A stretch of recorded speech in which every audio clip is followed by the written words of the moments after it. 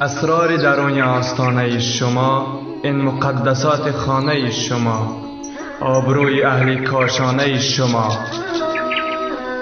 پذیرا باشید صدای رادیو پیام با برنامه آستانه.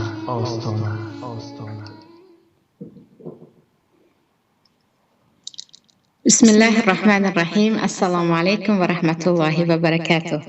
شنوندگان عزیز برنامه ترازوی عمل و برنامه آستانه، امروز با هم در روز جمعه مبارک در برنامه آستانه قرار داریم و عید احکام عید، اساساً عید فطر و مسلمان باید چگونه این عید را پیشواز گیرد و پیامبر صلی الله علیه و سلم چگونه همراه صحابگان این عید را پیشواز می گرفتند و اساساً در اسلام هم عید هست، جشن خرسندی هست و باید مسلمان در این روز خرسندی کند صحبت میکنیم. چطوری که میدانیم در تاجیکستان و در دولت‌های مسلمانی پس از شوروی اساساً عیدهای مسلمانان، عید فطر و عید اضحی را به ماتم تبدیل داده اند. برای همین موضوع امروزه ما عیدهای به ماتم تبدیل شده می باشد. به هر حال برای رسیدن عید فطر فقط یک چند روزی معین باقی مانده است. با دیدن ماه شوال شاید روز چهارشنبه و یا پنجشنبه الکی عید فطر فرا می رسد.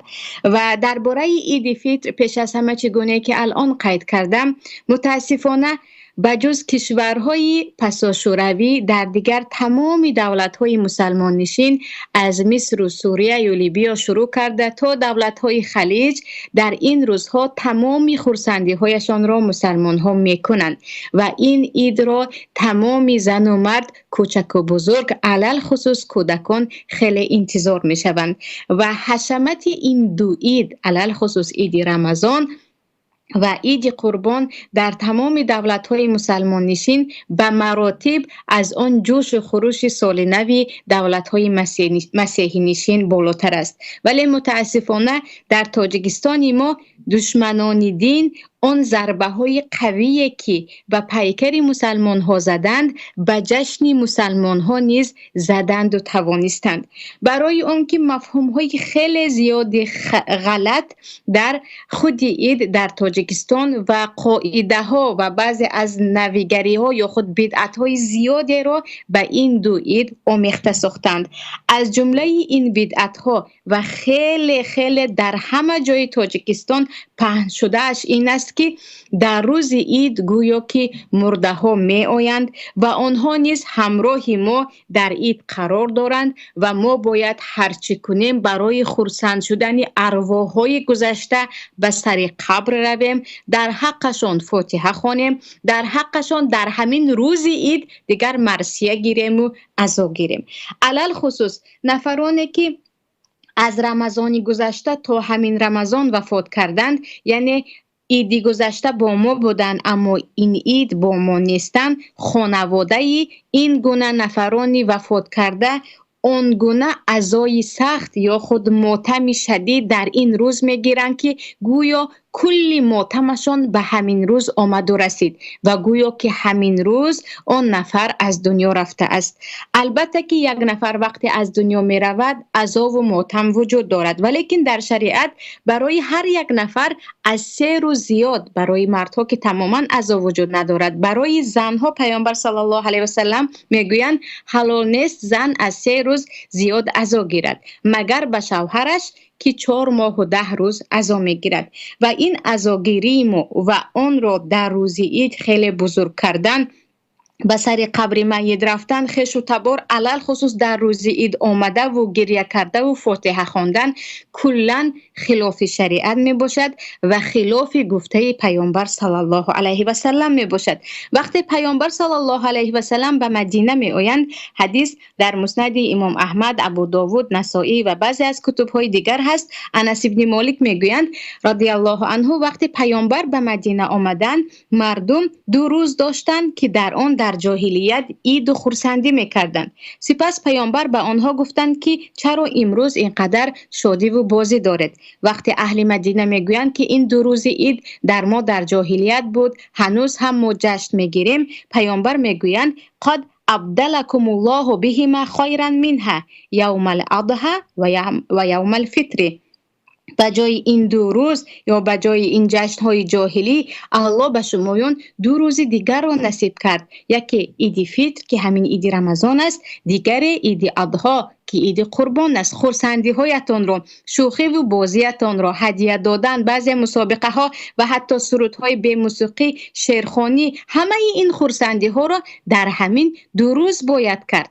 نه اینکه این روز عید را خلاف گفته پیامبر به یک ماتم تبدیل دهیم و تمام گذشته های خود را. نفرانی هستند که میگویند حتی مرده های 100 ساله در روز عید انتظار ما هستند، حتی آنهایی که چند صد سال پیش وفات کردن گویا که در این روز به خانه های ما ارواحشان می آید و باید چراغ خانه درخشان باشد و باید فاتحه خوانده شود و بخشیده شود. عزیزان، یاد کردن از مرگ در شریعت یکی از عقاید دائمی یا خود شعبه از مستحکم کردن ایمان است. پیامبر صلی الله علیه و سلم برای همین میگویند که شمایان دائم و هادم اللذت، اون چیزی که لذت ها نعمت ها را نابود میکند آن را یاد کنید، یعنی از مرگ زیاد یادآور شوید، برای اینکه وقتی انسان از مرگ زیاد یادآور می شود کینه ها از بین می رود، آنقدر حرص دنیا را نمی خورد، برای گذشته و برای آینده آنقدر زیاد فکر نمی کند و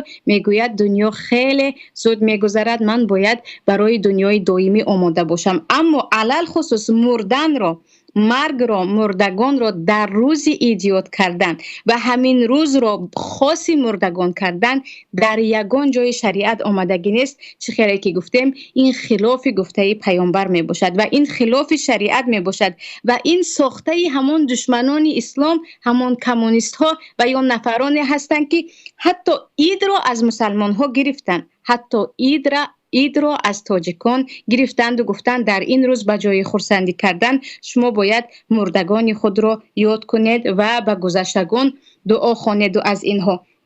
البته که شاید در طرف جنوب خیلی کم باشد، اما در طرف شمال تاجیکستان سحری عید قبرستان پر انسان می شود، گویا که عید به قبرستان آمده باشد. مردم صف کشیده، زن و مرد جمع شده، جماعت به سر قبرها می روند و می گویند ما امروز در سر قبر باید دعا کنیم. مگر پیامبر صلی الله علیه و سلم در عید به سر قبر رفته بودند؟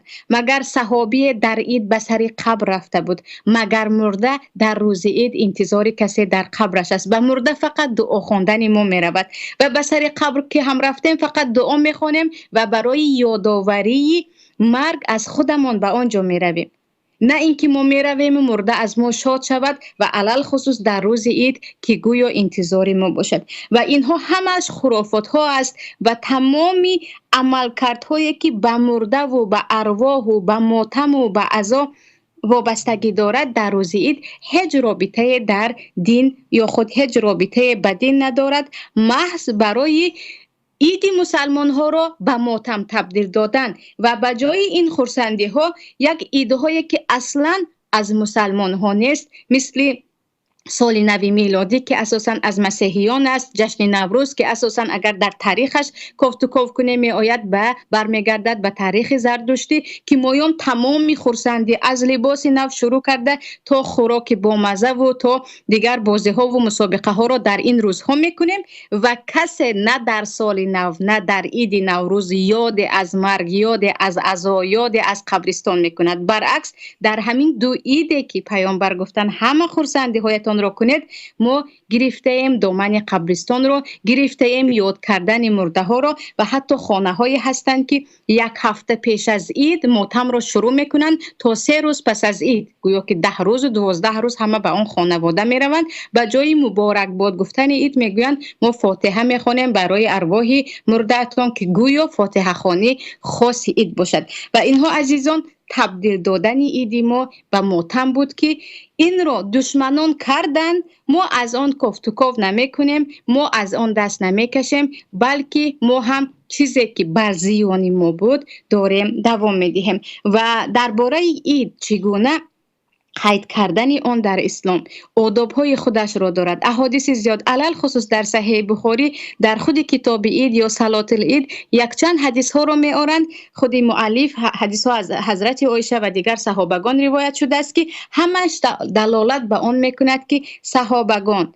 و در زمان پیامبر خیلی در روز عید خرسندی می کردند. لباس عیدانه، بازی ها یا خود بعضی از ترانه هایی که موسیقی ندارد و انسان وقتی گوش می کند علل خصوص کودکان فرح می بخشد، این گونه ترانه ها را می خواندند. حدیث در صحیح بخاری و دیگر کتاب ها است. حضرت عایشه می گویند در نزد من 2 دخترچه بودند که سرودخوانی می کردند، سرودی که به موسیقی اما سرودهای عادی که پیشتر عرب ها می خواندند و من هم همراه آنها بودم. و پیامبر صلی الله علیه و سلم به نزد ما در آمدند و وقتی دیدند که 2 دخترچه سرودخوانی میکنند و من هم هستم، پیامبر چیزی نگفتند، فقط چهره اشان را به آن طرف گردانیدند. در روایت دیگر لباسشان را به سرشان پیچانیدند. سپس ابوبکر آمدند و گفتند وای این مزماره های شیطان اینجا چی کار میکند؟ یا خود این سرودخوان های شیطان در خانه رسول الله چی کار میکند؟ شما از پیامبر شرم نمی دارید؟ یعنی ابوبکر خیلی آوازشان را بلند کردند. حضرت عایشه میگویند این را شنیده پیامبر به ابوبکر گفتند دعهما و در روایت دیگر فانه یوم عید، آنها را به حالشان گذار، امروز روز عید است. یعنی این گونه ترانه خوانی دخترچه ها خیلی که میدونیم حضرت عایشه خیلی جوان بودند، یک زنی کلان یا یک نفری خیلی بزرگ نبودند که گویم به سیمای حضرت عایشه نمیزیبد. حضرت عایشه شاید 14-15 ساله داشتند، 15 سال داشتند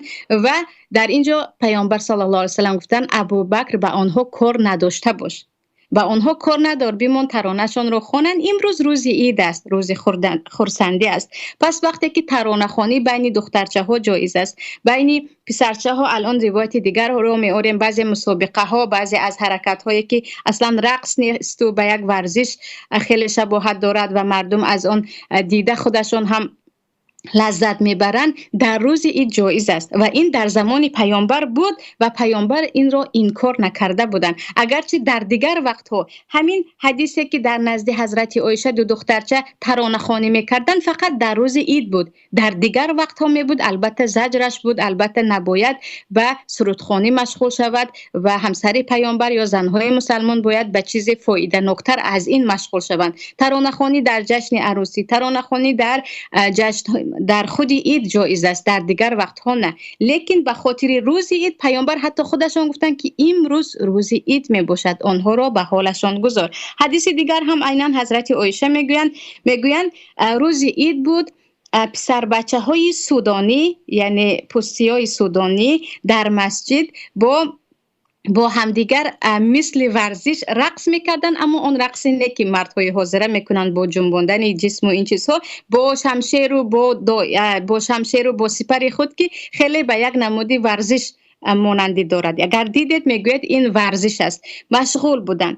و من به وقتی پیامبر صلی الله علیه و سلم آنها را دیدن به من گفتن حضرت عایشه آیا میخوای تماشا کنی؟ من گفتم آره. سپس پیامبر به من کمک کردن، مرا برداشتن، عایشه که در آن وقت قدشان هم پس بود، و من تماشا کردم. در وقتی که من تماشا میکردم عمر آمد و آنها را تنبیه داد، یعنی بازی نکنید در مسجد، این گونه حرکت ها نکنید. گفت برای اینکه مسجد برای مسابقه و نمودهای ورزش و جهیدن و این چیزها نیست. وقتی این را گفت پیامبر صلی الله علیه و سلم به عمر گفتند دونکم بنی ارفیده.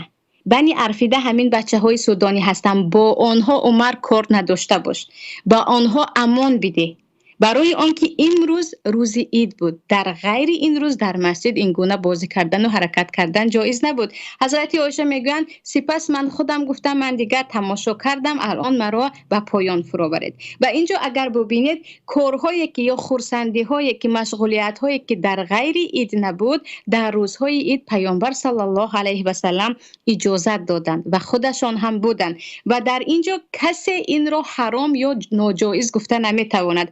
اگر امروز گفتیم زنها با زنها جمع شوند، با هم یگان مسابقه، با هم بعضی ترانه هایی که موسیقی ندارد خوانند، امروز روز عید است، به هم دیگر هدیه دهند. بعضیا میگن ترانه خوانی در روز عید مگر وجود دارد؟ برای زنها این چیز مگر جایز است؟ یا گفتیم بچه ها حتی در مسجد بعضی دوادوی، دست خوابانی، بعضی از نمودهای ورزش مشغول شوند، روز عید است یک برای مسابقه هدیه ها داده شود.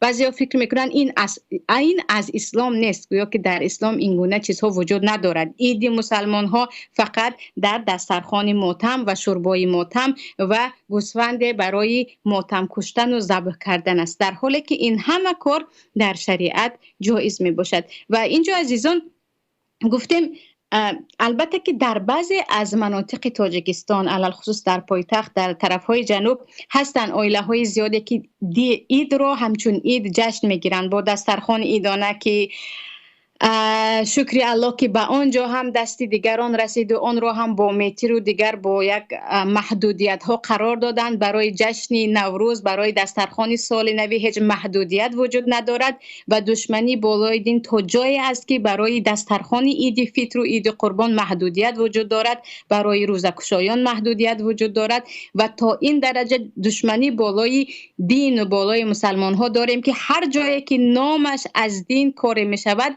در آنجا حتما باید یک قانون فرعونی، یک قانون شیطانی باید جاری شود.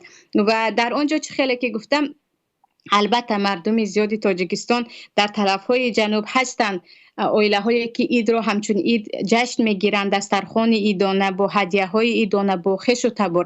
لیکن عزیزان برابر این قسم زیادی مردم چگونه که گفته ایستادم، علل خصوص در طرف های شمال که نمیدونم از کجا این بلا بالایشان آمده است، کاملا در روز عید فقط از مرده یادآوری میکنند، چراغ در میگیرانند و خانه به خانه نفرانی که همین سال در خانه آنها میت بود میگردند و گویا که فاتحه خوانی میکنند. یعنی جشن عید رمضان و عید قربان گویا جشن فاتحه خوانی برای نفرانی هست که دیگر از عید فقط بوی همین رو میبینند، دیگر هیچ چیز وجود ندارد. و در روز عید از خانه ها یا خانه هایی که ماتم دارند دیگر گوسفند میکشند و به همه شوربا میدهند و پس از شوربا با زنها گریه میکنند. مسخره بالای مسخره، تمسخر دین، ضدیت به دین، اون چیزی که در دین گفته شده است از آن دوری کردن و برعکس اون چیزی که بر ضد دین است اون رو اجرا کردن که تماما هم گناه است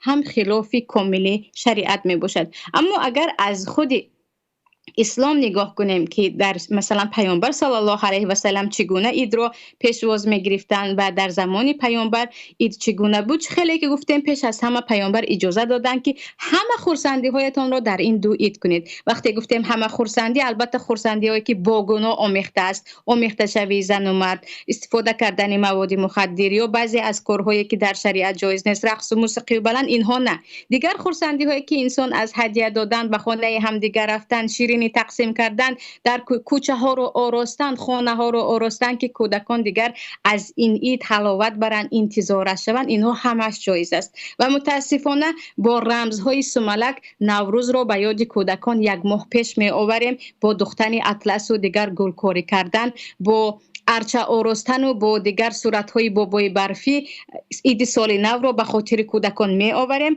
اما با آرا دادن خانه ها که به قریبی عید است، عید رمضان است، با تیار کردن هدیه ها که این برای رمضان است، در ما تاجیکان قریب که دیده نمی شود. درست است که لباس عید می خریم برای خودمان، برای کودکمان، برای اینکه عادتاً مردم تاجیکستان لباس را دوست می دارند، علل خصوص زنها، ولیکن آراستن خانه، هدیه آماده کردن هدیه ها برای خویش و تبار، هدیه هایی که در شکل به گفته رسول سورپرایز باشد، مفاجعه باشد که یکی دیده کودک یک بار خرسند شود، یک دکان دادن، یک سامپل دادن، این چیزها هست. اما هدیه هایی که مثل سال نو خیلی کودک خرسند می شود شکل هدیه رو دیده، یا اینکه با یک رمزهای بزرگ که این هدیه برای عید است، در ما نیست که این گونه خرسندی ها همش اجازت است، همش اجازت است. و کاش یک به یک اون همه کاری که اون همه دشمنیه که بر ضد دینی ما کردن، ما خلاف آن را شروع میکردیم و از خانواده خود شروع کرده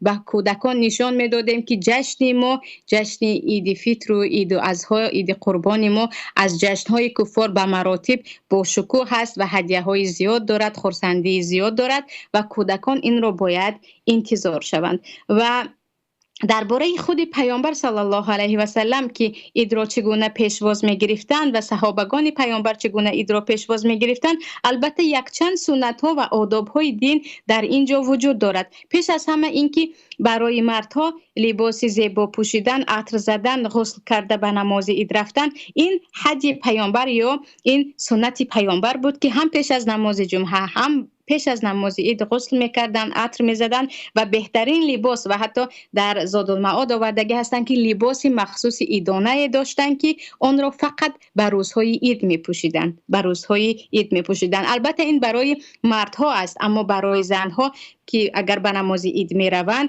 که حتما باید رود، حتما باید زنها نیز به نماز عید روند. عزیزان، اینجا یک مشکلی بزرگ، این هم یک دشمنی آشکار بر دین الله در آن است که در تاجیکستان از سالهای خیلی زیادی پیش به مسجد رفتن زنها را منع کردند به یگان قید و قیود، خواه در روز عید باشد خواه در غیر عید، در حالی که این هم خلاف شریعت است. و حدیث در صحیح بخاری هست که پیامبر صلی الله علیه و سلم میگویند حتی زنهایی که حایضه هستند، یعنی خون میبینند، که در این وقت نه به مسجد رفتن جایز است، نه قرآن خواندن، نه نماز خواندن، روزه گرفتن، بگذار به نماز عید برآیند و یشهدن الخیر و دعوت المسلمین میگویند در دوامش. در همین روز اگرچه نماز نمیخوانند، در جایی که مردم نماز خوانده ایستادن از آنجا کمی چتر، ولیکن نماز و دعای مسلمان ها و این دست جمعی بزرگ مسلمان ها را زنها نیز برآمده بینند. و ام عطیه میگویند ما همه زنها را، حتی دخترکانی که شرمگین بودند و در خانه فقط می نشستند، زنهایی که از خانه درست نمی برآمدند، اونها رو میگفتیم که پیامبر امر کردن به نماز عید خارج شویم. پس نماز عید برای زنها اونقدر بود که پیامبر میگفتن زنهای حایضه هم به نماز برآیید، شما نماز نخوانید هم در یک طرف بایستید و شما شاهد شوید، با چشمانتون ببینید که چگونه جمعی مسلمان ها این گونه نماز میخوانند و دعا میکنند. پس عزیزان، زنها نیز باید به نماز عید روند، حتی زنهایی که حایضه هستند، خیلی که پیامبر میگویند و حدیث در صحیح بخاری است، نماز نمیخوانند، در یک کنج مینشینند و دعا و تکبیر و نماز را مشاهده میکنند. و کودکان هم میرفتند، زنها هم میرفتند. کجا الان این گفته پیامبر و قانونهای ما در وطن که کلا 100% قانونی که ضد اسلام است و ضد گفته پیامبر پیامبر صلی الله علیه و سلم. پس لباس زیبا پوشیدن، عطر زدن، خوشبویی کردن سنت برای مردها هست و لباس نو پوشیدن. اما زنها می روند به مسجد لیکن نباید با آرایش، برای آنکه با عطر و با آرایش به کوچه برآمدن، چی نماز باشد چی کوچه برآمدن برای زن مسلمان حرام است و تمام زیب و زینت خود را زن باید در نزد محرم های خود انجام دهد. و یکی از آداب دیگر این است که شاید این هم یک مفهوم غلط هست. در روز عید بعضی ها میگوین یکم روز شوال است، از روی تقویم یا خود کلندر باید روزه گیریم. روزه گرفتن در روزهای عید، در یک روز عید رمضان و در 4 روز عید قربان حرام است. یعنی نباید یگان نفر در این روز روزه گیرد. این روز روزی خوردن و نوشیدن و روزی خرسندی کردن است که در این باره حدیث پیامبر صلی الله علیه و سلم است که پیامبر میگویند لا صوم فی یومین الفطر والاضحى، در این 2 روز روزه وجود ندارد، نباید روزه گیرید. و این چنین به این داخل می شود ایام تشریق یا 3 روز پس بعد از عید قربان. و این چنین یکی از آداب های عید یا خود عید رمضان این است که پیش از به نماز عید رفتن خواه زن خواه مرد 1 2 یا 3 1 دانه یا 3 دانه یا 5 دانه طاقه خرما میخورند. در این باره حدیث است، حدیث ثابت در تمام کتاب های سنن که پیامبر صلی الله علیه و سلم پیش از به نماز عید فطر یا نماز عید رفتن خرما میخوردن، خرماهای طاقه.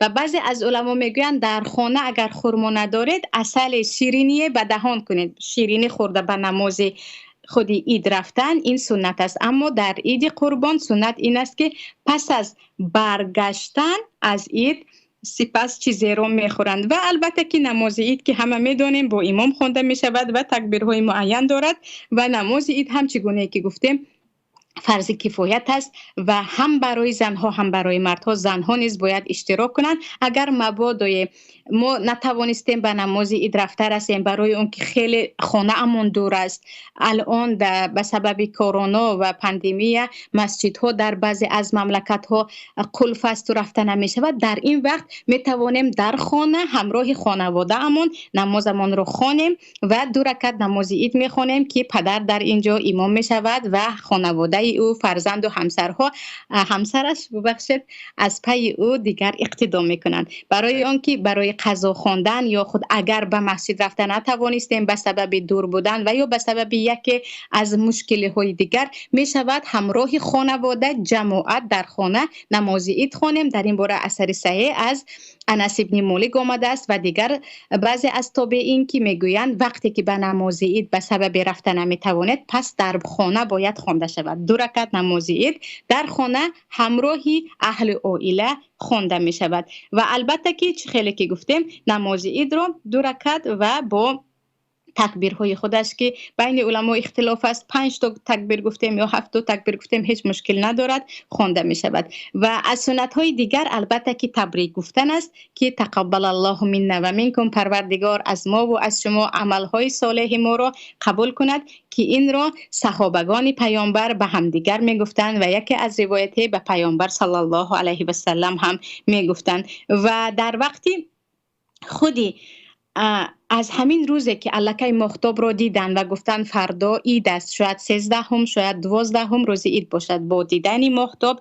خیلی که پیامبر میگویند شمایان با دیدن ماهتاب روزه گیرید، با دیدن ماهتاب روزه را به اتمام رسانید. همین که ماهتاب را دیدند و اعلان شد الکه عید شروع می شود و همین که ماهتاب را دیدن باید تکبیر گوییم، الله اکبر الله اکبر لا اله الا الله والله اکبر الله اکبر ولله الحمد، تا به نماز رفته از نماز برگشتن این تکبیر را گفتن در نزد جمهور علما مستحب است، بعضی ها میگن سنت است و دلیلشون ولتکبروا الله علی ما هداکم ولعلکم تشکرون. الله پس از بیان کردن روزه میگوید پس الله را تکبیر گوید برای آنکه شما را هدایت کرد تا اینکه از جمله شکرگزاران باشید. پس الله اکبر گویان و با آواز بلند، در مذهب جمهور علما با آواز بلند تکبیر گفته رفتن و تکبیر گفته از خود شام آخرین روز رمضان تکبیر گفتن این ثواب خود را و جایگاه خود را در دین دارد. و البته که چگونه ای که میدانیم زیارت خویش و تبار، تهنیت کردن، هدیه دادن به همسر و به فرزندان، به خوراکی با لذت پخته همراه دوستان نشستن، اینها همه اش در این عید جایز است و هم خویش و تبار کتی صله رحممون ثوابش میگیریم، هم دیدار بینی با دوستان و هم اجری خورسندی در آوردن به قلب دیگران. و البته که چگونه که میدانیم یکی از خیلی هیجان آوری این عید در آن است که در این عید الله یگان بنده اش را، حقش را فراموش نساخته است، چگونه که هرگز فراموش نمی سازد. در این عید حق یتیم و کمبغلان در دست ما زکات فطرمان هست که پیش از به عید برآمدن یا یک روز یا 2 روز پیش از عید دیگر هر یک نفر از نام خودش باید مقداری 3 کیلوگرم برنج و یا آرد و یا مویز و یا یگان خرما میوه خشک را به یک کمبغل دهد، کمبغل و بینوا دهد. و در این باره ما یک موضوع کامل داشتیم. پس عزیزان چگونه که گفتیم در این عید خورسندی کردن با همه انواعش بجز موسیقی و آمیخته شوی گناه به چیزی که به گناه آمیخته نیست جایز است. بیایید این عید را نفرانی که پدر و بابا، پدر بزرگ و مادر بزرگ ما همیشه با یاد مردگان میگذرانیدن به قلب آنها نیز خورسندی داخل کنیم، به آنها نیز هدیه فرستیم، به همه برسانیم که این عید عید ارواح و عید مرده ها نیست.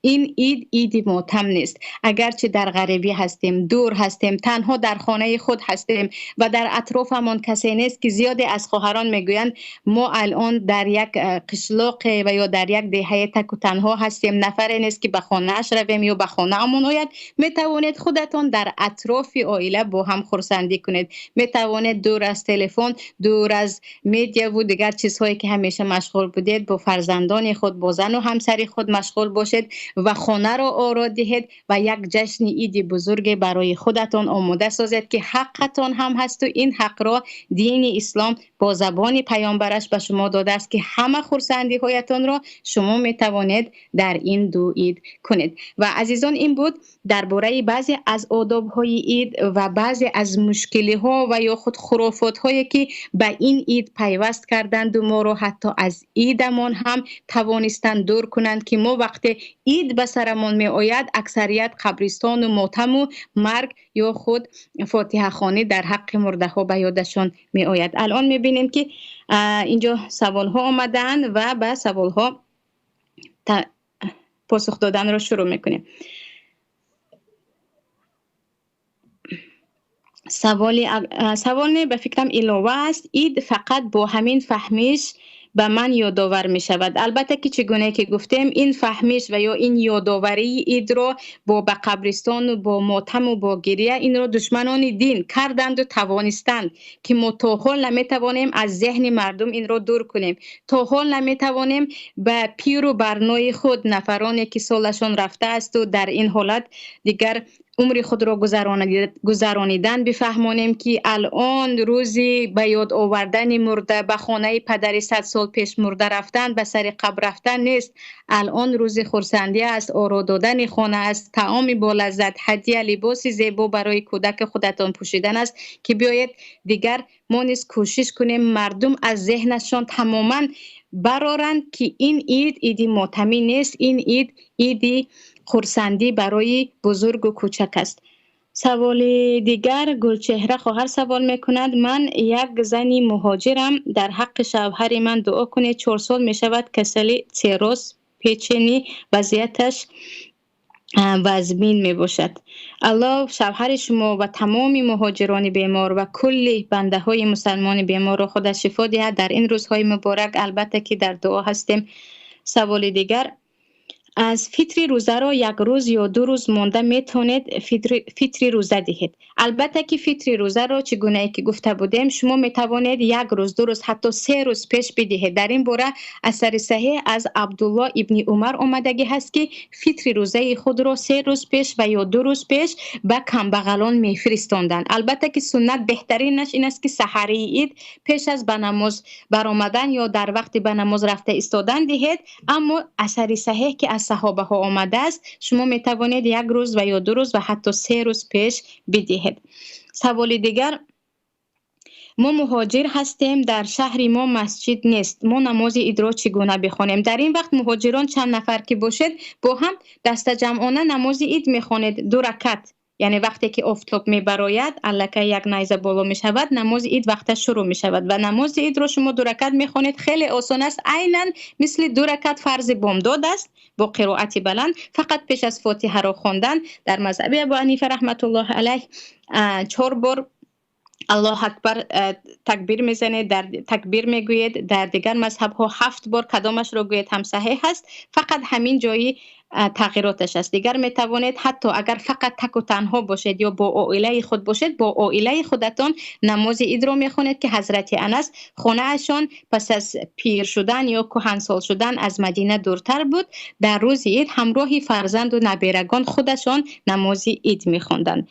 سوال دیگر، در تاجیکستان عیدگردک را منع کردند. شورای علما گفت که در اسلام عیدگردک بچه ها نیست. آیا این درست است؟ کاش شورای علما میگفت که در اسلام زنها را از مسجد منع کردن هم وجود ندارد. در اسلام کودکان را از مسجد منع کردن هم وجود ندارد. در اسلام ریشی بچه های 18 ساله و 20 ساله را تراشیدن و با حجاب به مدرسه و به مکتب و به بیمارخانه ندارا گفتن عموما کفر است. کاش اینها را میگفت. لیکن عیدگردک به همدیگر هدیه دادن اینها از خرسندی های عادی است که به شریعت هیچ خلافی ندارد و یکی از دلیل های شرعی عزیزان این عرف می باشد. عرف وقتی که با شریعت ضدیت ندارد همچون دلیل حسابیده می شود و وقتی عیدگردک میکنند کودک ها این هیچ ضدیت با دین ندارد. عرف عادی هست و کودکان با این خرسندی میکنن. یک تاجیکستان نه، در ترکیه هم وجود دارد، در مصر هم وجود دارد، در دیگر دولت های عرب هم اکثریتش وجود دارد که کودکان در این روز میروند و دعای پیران سالان را میگیرند و از آنها هدیه پول یا شیرینی میگیرند که این را هم نمیدانم از تمام آن چیزی که در عید وجود دارد باز یک یک شمع فروزانه که در همین عیدگردک کودکان یکی از لحظه های شادی کودکان در این عید را میدیدیم، این را هم دیگر از آنها گرفتن.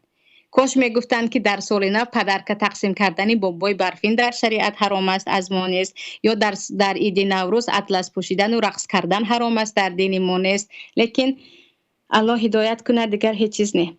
سوال دیگر، ما میم هر سال روزی عید رمضان و عید قربان در آتشدان پخته را روغن کرده آتش میگیراند. این چی کاری ثواب دارد؟ سوال کننده عزیز چگونه که گفتیم این خرافات است، خرافات برعلا که در دین هیچ چیز از آن وجود ندارد و گناه است و نباید کرده شود. نه پخته سوزانیدن، نه روغن و نه چیز دیگر. در عید این گونه چیزها اصلا وجود ندارد و هیچ ثواب نه، بلکه گناه است. برای اینکه خرافات و ضد شریعت است و پیامبر صلی الله علیه و سلم میگویند هر چیزی که نوآوری است و در شریعت نیست بدعت است و کل بدعت ضلاله و کل ضلاله فی النار. سوال دیگر، در تاجیکستان ما به خانه مردگی ها رفته معرکه میکنند، برای مرده خانه عید گفته خدایی میکنند، خویش و اقربا جمع شده گریه میکنند. البته که در همین باره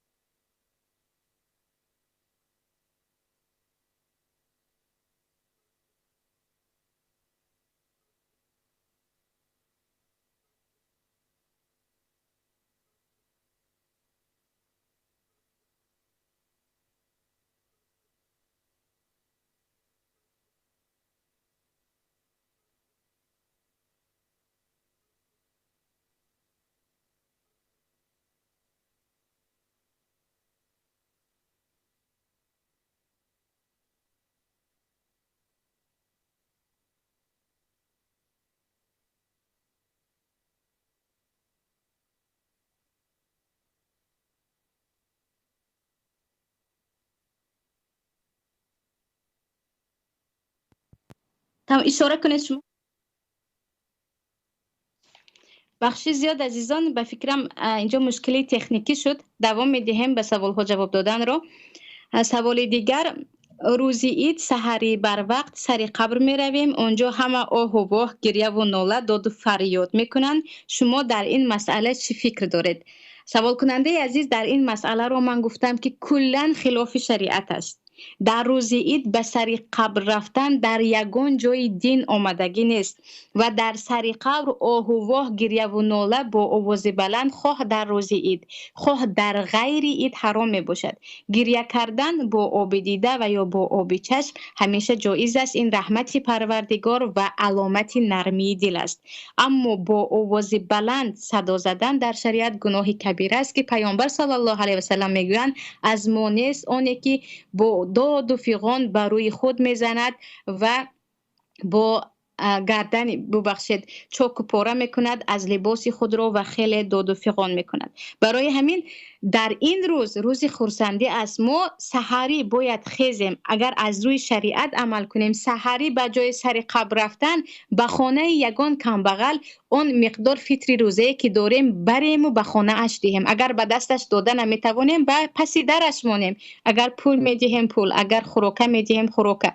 به جای به سر قبر رفتن سنت پیامبر رو باید اجرا کرد که لباس تازه اول غسل کرد، لباس تازه پوشید، عطر زد، سپس به کمبغلان فطری روزه اشان را رسانید، امانت آنها است و به مسجد رفت. این کاری که اینها میکنن هم خلاف شریعت است، هم بدعت است، هم به مرده به جای خرسندی آوردن و اهدای چیزی کردن ضرر می آورد و گناهگار می شوند. هیچ ثوابی نیست. خرافات محض 100% هست که باید بر ضد این تمام نفرانی که میشنوید و تمام برادر و خواهرانی که از علم شریعت بخبر هستید بیاید بر ضد این خرافات، بر ضد این گناهی که در بین مردم خیلی پهن شده است یک جایه به کار شویم و به مردم بفهمونیم که این چیز از شریعت نیست، این گناه است، این کار دشمنا هست که عید ما رو از ما گرفتند و گفتند به جای عید کردند عزا گیرید، به قبرستان روید، گریه کنید، شما عید نکنید که این رو کردند و توانستند و ما تا حال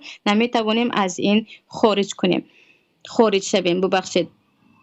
سوال دیگر: در دیار ما یک روز پیش از عید بعد نماز عصر آشبرک و آشبیارک میکنند. آیا همین از دین است؟ هیچ مشکل ندارد. هر چیز را که آن در عرف مردم است و یگان ضدیت یا گفتیم یگان کاری که در شریعت جایز نیست با آن موافقت نمی کند، در این وقت این رو میگیم عرف است، عرف مردمی هست، هیچ باکی ندارد. هدیه دادن یک روز پیش از عید به خانه همدیگر آش بردن، در جای ما آش پلو میبرند و در بعضی جایها یک روز پیش یگان شیرینی میبرند. مثلا در مصر یک روز پیش به خانه همدیگر همسایه ها شیرینی پخته میدهند.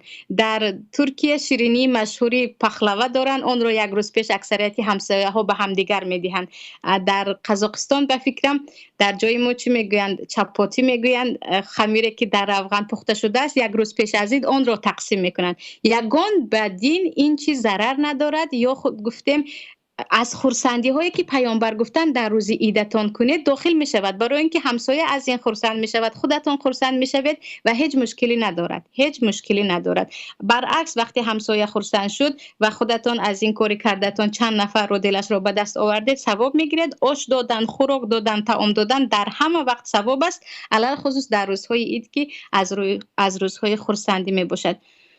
سوال دیگر میشد که شما یک مکتب اسلامی برای زنها تشکیل میکردید. الهی آمین. تمام شنوندگان دعا کنیم که پیش از همه در وطن یک مکتب اسلامی که از اسلام حقیقت، از قرآن و سنت، از گفته های علمای برحق صحبت میکند گشاده شود و در آنجا خواهران ما از دین خودشان باخبر باشند. ولی الان که شرایط نداریم و مثل ما بر این انسان ها دشمنی دین و دشمنی دولت و دشمنی دیگر چیز حساب می شوند، الحمدلله که در تلفن همچون مکتب گروه های زیاد داریم که در آنجا درس های اسلامی هر روزه می رود. سوال دیگر: بیگاه زنک ها از خانه شوهرش به خانه پدر و مادرش می رود، همین ابیزه تل نیمی.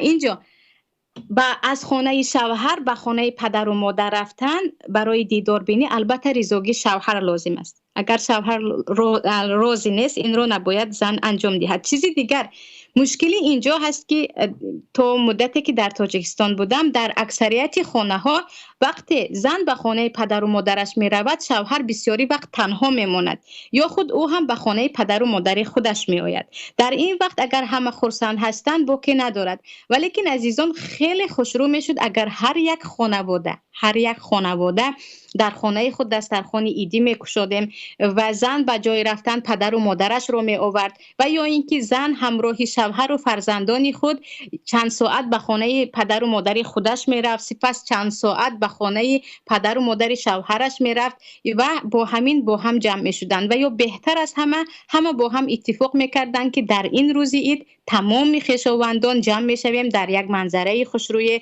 و یا در یکی از خانه های یکی از خویشاوندان و همه با هم در آنجا دسترخوان می آراییم، همه خرسندیمان را از صبح تا بیگاه در آنجا انجام می دهیم. لیکن به هر حال یک عرفی است، اما اینجا عرف هست میگویم اگر شوهر راضی نباشد، اگر فرزندان از این گونه عید راضی نباشند و علل خصوص اگر زن به خاطر اینکه پدرش وفات کرده است مادرش وفات کرده است برود خلاف شریعت است، ابیزت یا گفت مهم که نه تماما گناه می شود. رضایت شوهر لازم است و اینجا فقط زن عرف را نه خرسندی پدر و مادر، خرسندی فرزند و شوهر خودش را هم باید فکر کند.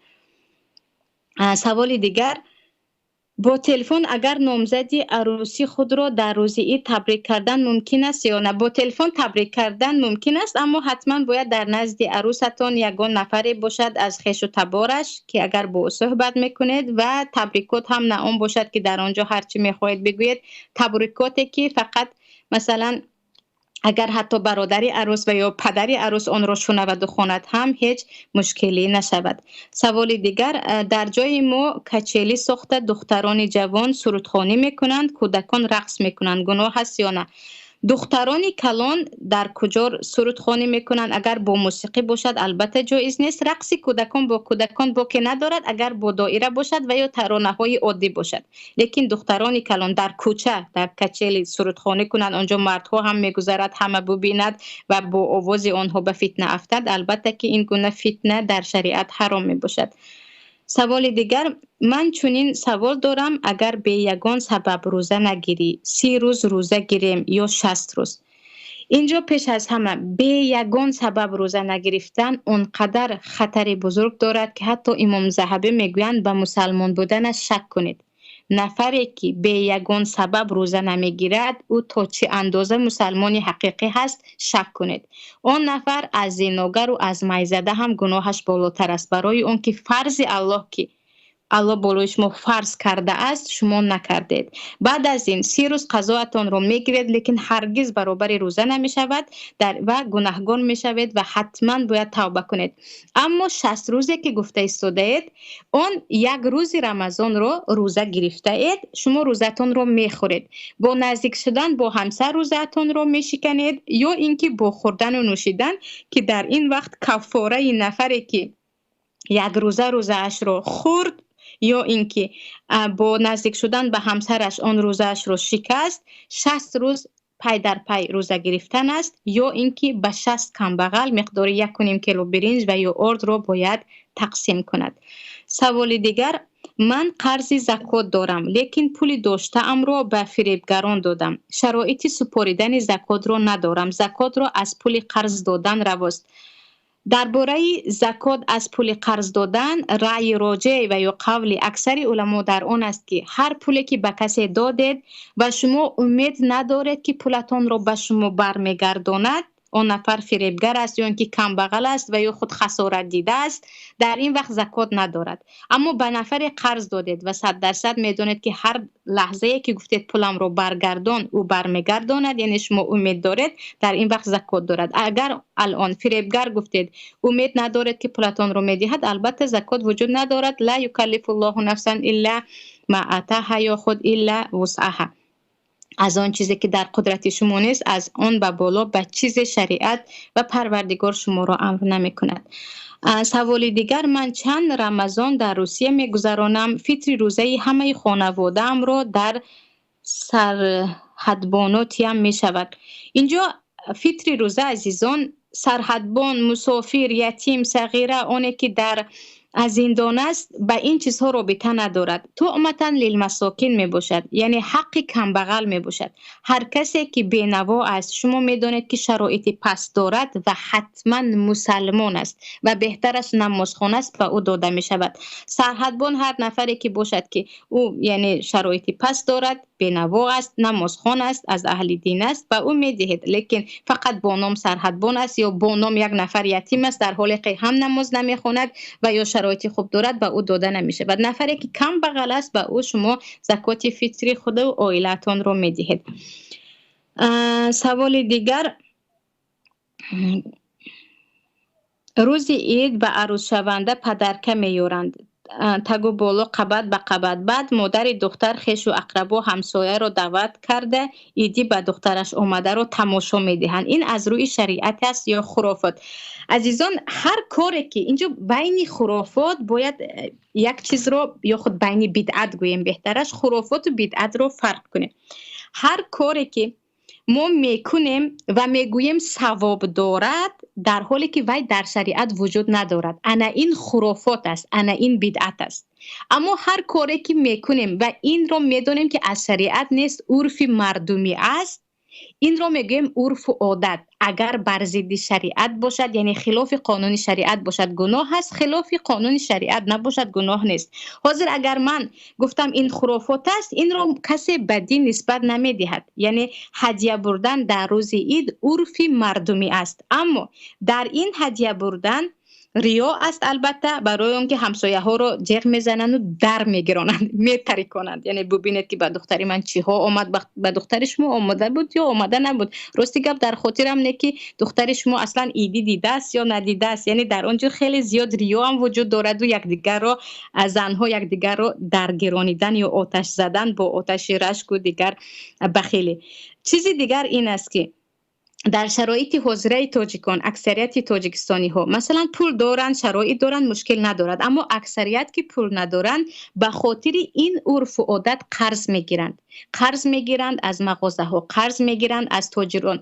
و لباس هایی که اصلا سینتتیک دارد، لباس هایی که نیلون است و هیچ فایده به جسم ندارد و پس از همین ماه در طی مدهای دیگر از مد می رود و شاید تا روز عروسی دیگر عروس آن را پوشیدن نخواهد، آن را میخرند. این عرف و عادتی که در روز عید قبد میبرند، سپس خویش و تبار تماشا میکنند و آن طرف هم باید به داماد برگردانند، یک چند خلاف شریعت ها دارد، از جمله اسراف کاری، دوم ریاکاری، سوم اینکه انسان هایی که شرایط ندارند به خاطر همین هم حتی به قرض میروند که کاش در وقتی فاتحه کردن دو طرف خدا، هم از طرف زن هم از طرف مرد یا خود داماد با هم صحبت کنند که مایان تا روز توی این گونه هدیه بردن و این گونه کارهای ایدی برک و ایدی گردانک را نمی کنیم، برای اون که بجای این با این پولها برای آینده عروس و داماد پسنداز میکنیم، هم برای عروس هم برای داماد که با این پول زندگیشان را در آینده بهتر کنند.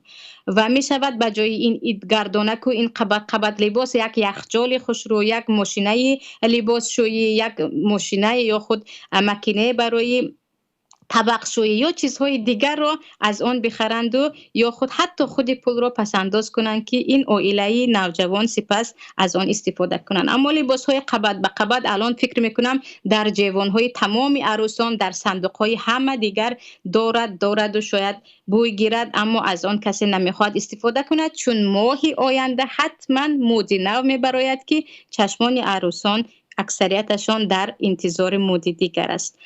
سوال دیگر، در روز عید همه تعزیه روکان میکنند، به فکرم در روز عید همه تعزیه روکان میکنند، آدمان توده شده به خانه ففتیدگان میروند و دعا میکنند. در کجای قرآن این کار آمده است؟ البته که سوال کننده عزیز، تقریبا 40 دقیقه در این باره صحبت دارم که در یگان جای قرآن هم آمدگی نیست، در یگان جای سنت هم آمدگی نیست، در یگان کتاب مذهب ابو حنیفه رحمت الله علیه هم آمدگی نیست، در یگان کتاب تابعین و صحابه هم آمدگی نیست. نمیدونم چه خیلی که گفتم این کار رو در روز عید قرآن خوانید و به مرده ها بخشید، به سر قبر روید، به جای خرسندی کردن به زن و فرزندتان هدیه دادن، خانه ها رو آرا کردن، به پدر و مادرتان هدیه دادن و آنها رو خرسندی کردن، به تماشای منظره رفتن، شما به قبرستان روید و گریه کنید. این را دشمنان دین آوردند، چگونه که شب قدر ما را به یک پرنده مانند کردند و در قلب مردم جای کردند که به جای عبادت پرنده لیلة القدر را انتظار شوید و این چنین به جای گویا که عید خرسندی کردن شما به یادی قبرستان و مرده ها شوید. کار دشمنان اسلام است که یگانه در کشورهای پسا شوروی علل خصوص در تاجیکستان است که باید بر ضد این ما حرکت کنیم، به مردم بفهمانیم که این کار از شریعت نیست. سوال دیگر، عید آمده ایستاده است، به پول ماندم. در عیدهای گذشته همیشه به کودکان تحفه خریده تقسیم میکردم. میخواهم همین کار رو قرض گرفته کنم، میشود اگر شما 100% دانید که پس از مدتی به دست شما پول می آید، یعنی قرض گرفته اتان را شما پرداخت کرده میتوانید، باکی ندارد، نه قرض میگیرید سپس نمیدانید دوامش نامعلوم است، البته در این وقت قرض نگیرید، برای آنکه قرض در شریعت حلال است اما در وقتهای ضرورت. در غیر ضرورت نباید مسلمان به قرض نزدیک شود، برای آن که در این باره تحذیر یا احادیث زیاد وجود دارد که انسان قرضدار اگر مرد او به سزای عملهایش نمیرسد و معلق میماند تا زمانی که قرضهایش پرداخت شود. به هر حال برای تحفه خریدن پولی کم لازم است خیلی، و انشالله که نیتی صادق یا خود نیتی نیکی که دارید الله به آن شما را رسانیده کند. سوال دیگر، اپا جان یگان پسری دانشمند داشته باشید، میگم خدا شویم. در همین روزهای مبارک فاتحه کنیم، چی گفتید؟ دخترم حافظ قرآن است. خواهر عزیز یا سوال کننده عزیز، رحمت پروردگار برای شما، لیکن پسری من خیلی خرد است، 11 ساله پسر دارم که دانشمند هم نیست، که الله کند که فرزندی همه شمایان و فرزندی ما هم دانشمند شود و اگر که می بود دیگر حتما با هم صحبت میکردیم. سوال دیگر، مادرم اگر به سر قبر پدرم روزی عید نروند میرنجند، چیکار کنم؟ سوال کننده عزیز، به مادرتان بفهمانید که این روز عید است، به جای اون که به سر قبر روید و پدر را شاد کنید پدر را غمگین میکنید. در این باره حدیث است که پیامبر صلی الله علیه و سلم میگویند عملهای شما به مرده ها برده رسانیده میشود، خبر داده میشود. عملهای صالحی کردید البته مرده ها از آن خرسند میشوند، عملهای بدی که کردید از آن اذیت میشوند و این پدر شما با این کار مادر شما هرگز خوشحال نمیشود. این را بفهمانید و بگویید که به سر قبر وقتی دیگر رفت، الان روز خرسندی است. به جای این میتوانی به نزد خویش و تبار پدرم روی، به آنها هدیه ببری، به نزد خواهر پدرم، به نزد برادر پدرم، خویش و تبار پدرم یعنی به نزد پدر و مادر پدرم عموما خرسندی آوردم به ارواح پدرم را از راه دیگر بین، نه از رفتن به سر قبر که در روز عید جایز هم نیست، خرافات است و به جای ثواب گناه دارد. سوال دیگر، من خانه و در ندارم، خانه مردم در خانه مردم هستم، برای همین زکات فطر واجب است؟ جواب میدادید. سوال کننده عزیز، برای زکات فطر دادن خانه دارید، خانه ندارید، ماشین دارید، در خانه چقدر پول دارید هیچ رابطه ندارد. حدیث در ابوداود است که حتی پیامبر صلی الله علیه و سلم زکات فطر را به زن و مرد، کوچک و بزرگ، فقیر و کمبغل، فقیر و ثروتمند فرض گردانیدن و در نزد جمهور علما هر نفری که از همین روز زیادی خوردنی دارد همین روزش را باقی میماند، زیادیش را حتی برای یک روز دیگر، 2 روز دیگر باشد هم زکات فطر میبرد. و خودی پیامبر در دوام حدیث میگویند آنهایی که زکات فطر میدهند و کمبغل هستند الله به آنها میدهد.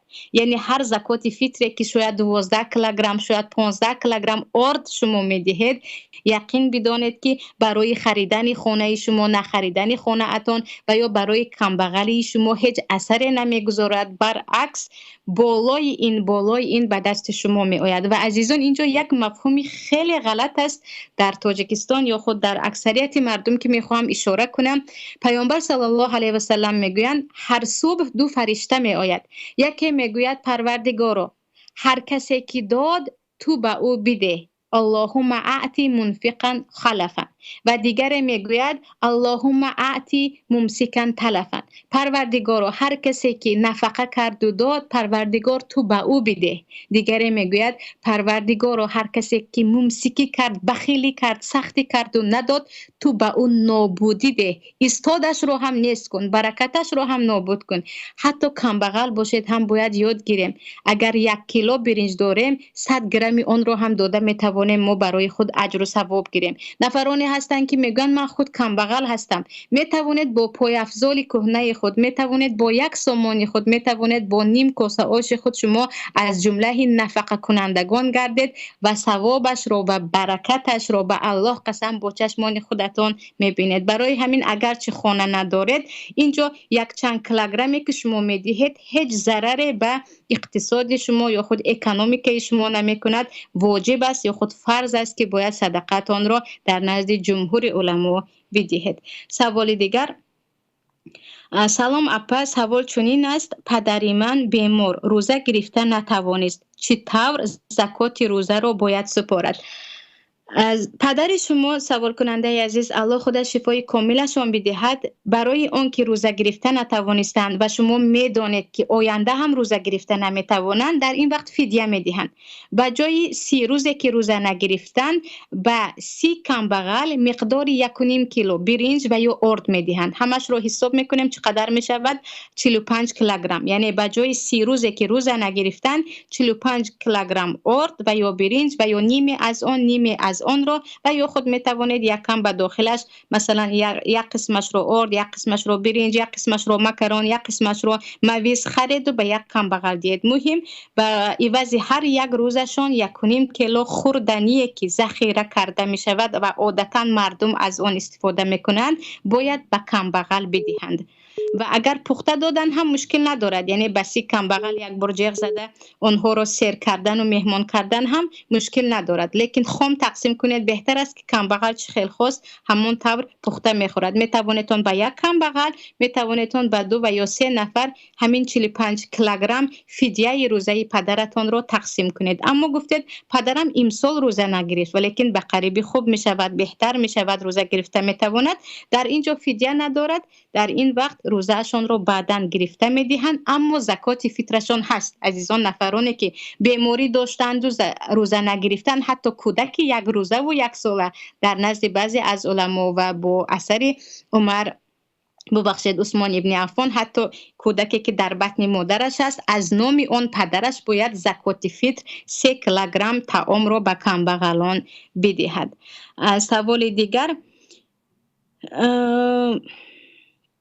اینجا درباره خواستگاری سوال شده است. نمیخوام با سوال هایی که از موضوع بیمار است صحبت کنم.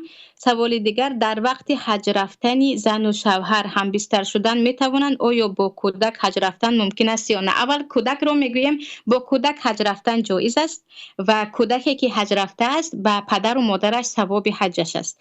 و در این باره حدیث است که زنی به پیامبر صلی الله علیه و سلم میگویند که علی هذا الحج، آیا این میگویند نعم ولکی اجر، آره این حج کند و ثوابش رو تو میگیریم.